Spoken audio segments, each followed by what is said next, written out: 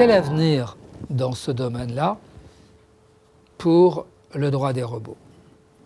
Eh bien, je pense que les cadres juridiques aujourd'hui ne sont pas suffisants pour prendre en place la diversité de la créativité que vont permettre les robots.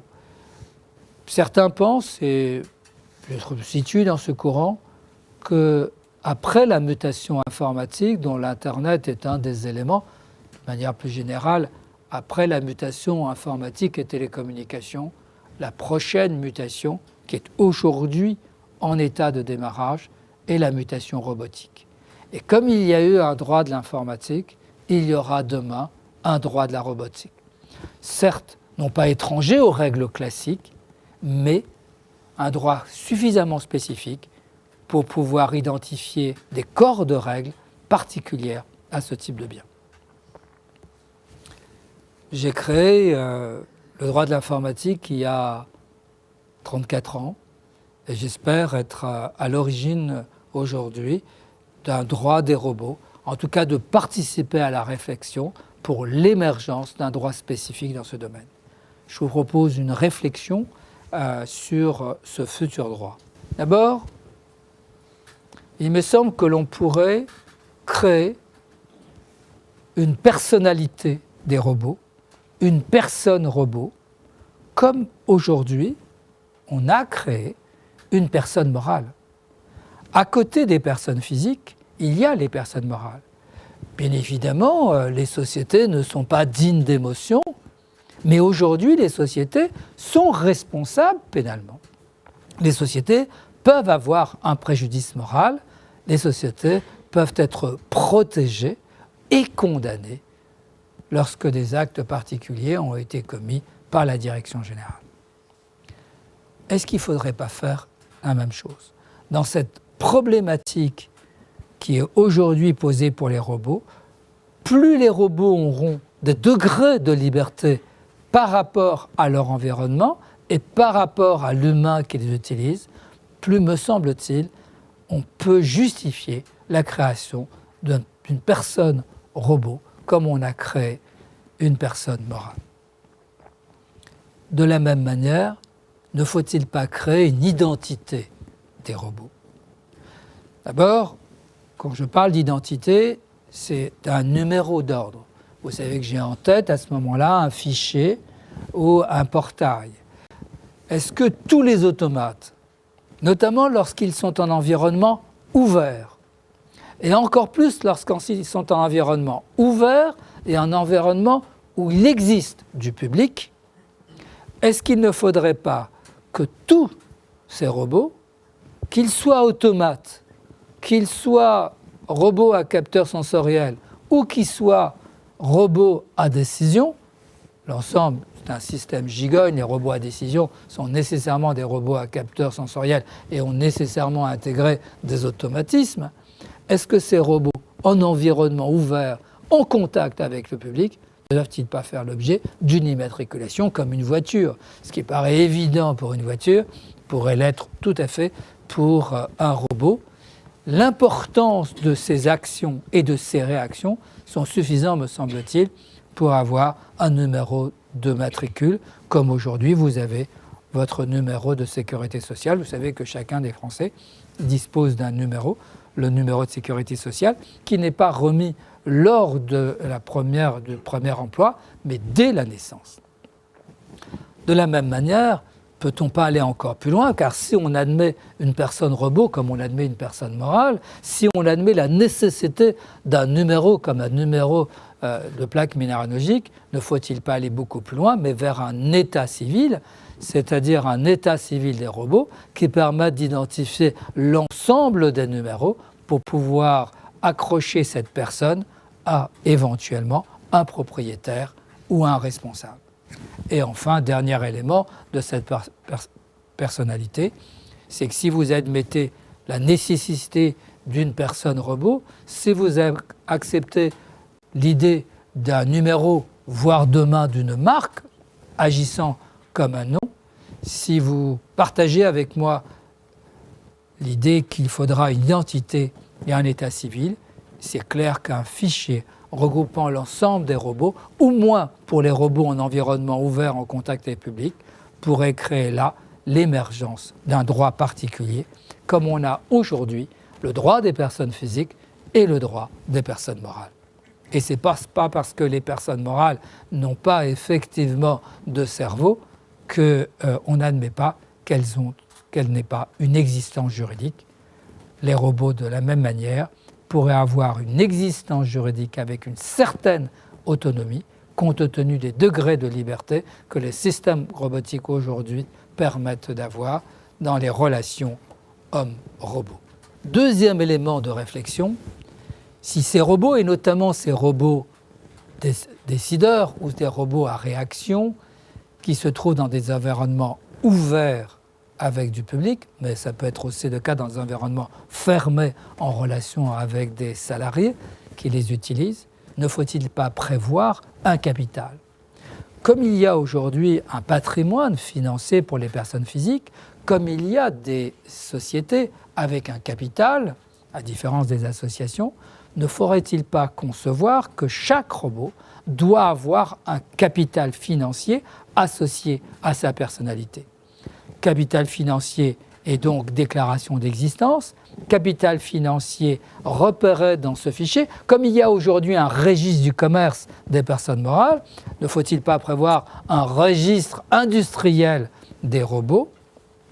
L'idée, c'est que ce capital serait en relation avec les risques que ferait couvrir le robot en termes de conséquences économiques, voire de conséquences physiques. L'idée d'avoir un capital, comme pour les personnes morales, pour chacun des robots, c'est de mettre en place un système financier de protection. De la même manière, ne faut-il pas concevoir, parce que si ce capital a été trop faible ou a été dépensé par avance, un fonds de garantie pour que toute personne qui se trouverait face à des préjudices venant et créés par des robots puisse être indemnisée. Et puis même encore plus loin, ne faut-il pas pour l'ensemble des robots qui interviendraient en milieu ouvert et notamment en contact avec le public, d'avoir une garantie bancaire comme on peut l'avoir dans le domaine immobilier. La gravité des conséquences méritant l'existence d'une situation capitalistique particulière mise en place et qui serait déclarée dans ce fameux fichier en relation avec la personnalité robot, comme par analogie. Et cela existe avec la personnalité morale. La responsabilité, eh bien, si vous suivez cette analyse, on aurait bien évidemment une responsabilité particulière puisqu'on a une personne robot distincte de son propriétaire, de son utilisateur. On a un capital particulier à la personne robot. On peut envisager une responsabilité particulière, non pas celle habituelle, bien sûr elle s'appliquerait, non pas celle habituelle des machines, avec la notion de garde, et notamment la notion de garde de responsabilité de la structure, mais surtout cette fois-ci, responsabilité du comportement. Ce qui fait une différence entre une machine automate pour laquelle le processus est réitératif, c'est bien évidemment ces fameux degrés de liberté. Plus le robot ou plus l'automate aurait des degrés de liberté, puis on peut supposer un transfert de responsabilité de l'utilisateur vers le fabricant et du fabricant vers le concepteur de l'unité d'intelligence artificielle.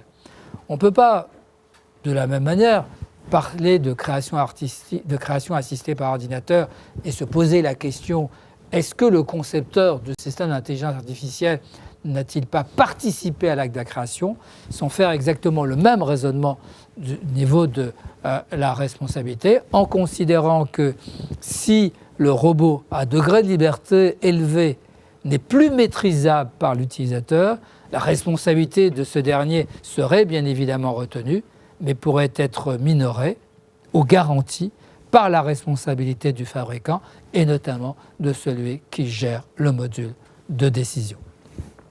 Enfin, compte tenu des risques, ne faut-il pas, comme pour les voitures, considérer que les robots ne peuvent pas être mis à disposition de tous sans des assurances obligatoires liées à leur personnalité robot en relation avec le capital prédéfini. Enfin, dernier élément de réflexion, les éléments de protection du robot. Les robots de plus en plus, et notamment les robots personnels, vont être des concentrateurs d'intimité. Lorsque vous allez donner au robot vos habitudes, on peut supposer par exemple un système tout simplement domotique, même s'il ne prendra pas la forme d'un humain ou d'un animal, lorsque vous arrivez, de lancer vos chansons préférées. Lorsque ces chansons vont être lancées par le système, ce système a un élément d'émotion. Ces chansons ne sont pas forcément complètement neutres. Il y a une très grande corrélation entre le type de chanson, par exemple, et l'âge, comme il y a une très grande corrélation entre le type de prénom et la génération auquel ce prénom est associé. De plus en plus, les robots vont intégrer des éléments de réaction de type goût, de type mémoire de ce qu'a fait l'individu à l'intérieur de son domicile. Et là, la loi informatique fichier et liberté n'est peut-être pas forcément suffisante. Et il me semble qu'il faudra inventer un droit des robots pour tenir compte que ce robot puisse disposer d'informations liées à notre intimité, aussi importantes qu'on peut l'avoir aujourd'hui dans un ordinateur. De la même façon, ne peut-on pas concevoir, si c'est une personne robot, que la loi sur la fraude informatique, l'accès par exemple d'un système à un traitement automatisé d'informations nominatives est puni par des peines de prison de 2 ans, et l'altération d'un système de traitement informatique ou la mise en place de virus ou le détournement d'informations, c'est 3 ans. C'est la fameuse loi Godefroy sur la fraude informatique. Est-ce que c'est suffisant ? Le fait d'avoir de l'information intime à l'intérieur du robot, le fait qu'il soit en relation émotionnelle avec la personne, peut-être faut-il concevoir, et en tout cas moi j'appelle de mes vœux, que la fraude informatique telle qu'elle existait pour les équipements soit légèrement modifiée pour qu'on puisse être pris en compte la fraude sur des robots. Sur les robots, il y a bien plus que dans un ordinateur. Enfin, on peut se demander s'il ne faut pas concevoir des robots avec des fonctions essentielles, prédéterminantes. On dit aujourd'hui qu'on ne peut pas livrer une voiture sans son système de sécurité, et notamment des airbags enclenchés. Est-ce qu'il ne faudrait pas prévoir une durée de conservation, notamment pour les robots personnels, de telle manière que l'information soit détruite après une certaine période, un peu comme on le fait en matière de vidéosurveillance ou de vidéoprotection, où on admet que les images ne soient gardées qu'1 mois, ou en matière d'accès sur l'Internet, où les fournisseurs d'accès ne doivent garder de l'information qu'1 an. Ne faudrait-il pas prévoir une sorte de remise à zéro de l'information du robot, sauf opposition d'individus, de telle manière qu'ils ne deviennent pas des casiers informationnels portés par le robot sur le compte de la personne qui l'utilise. Voilà, au terme de cette présentation, le droit des robots, un droit en création future, un droit dont vous serez sûrement les acteurs, tant au niveau de la phase de conception que d'utilisation.